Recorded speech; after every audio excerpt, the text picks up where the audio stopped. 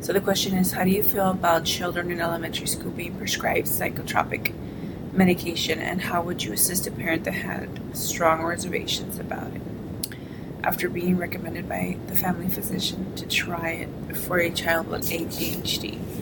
So I've never been on medication. My children have never been on medication. It's not something that's that I've ever really dealt with within my family. But having read that section in the chapter about medication, it sounds like it'd be something that would be worth to trying at least. I mean, thank God I've been lucky enough to not have to deal with any of these issues, ADHD, for example, and I can't even imagine, having to go through that. I worked with at-risk foster youth, and all of them were on medication, and so many of them had ADHD. And so I remember when they would go off their meds, or they would AWOL and be off their meds for the amount of time that they AWOL'd, and come back, and they would really act up until they got back on their medication. And so in regards to this, I think just to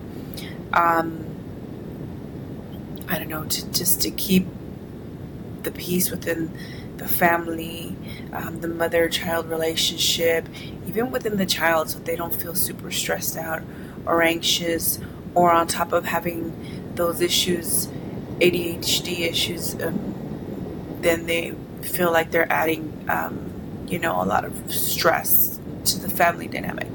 And so I would probably agree on medicating my child, at least, and trying it out. There's nothing wrong with trying it out.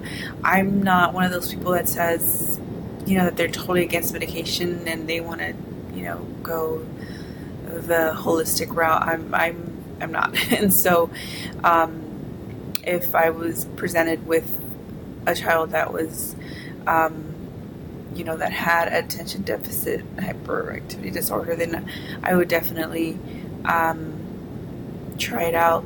And in regards to the second question, how would I assist a parent that had strong reservations about it after their doctor recommended it for their child?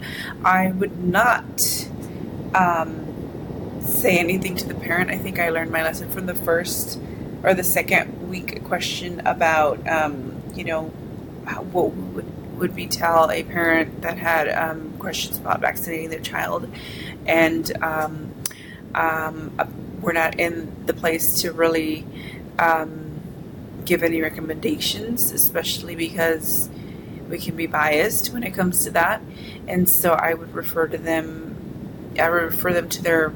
back to their doctor, maybe, do their own online research to see what the pros and cons are. So I would not tell them what I thought about whether or not they should medicate their child.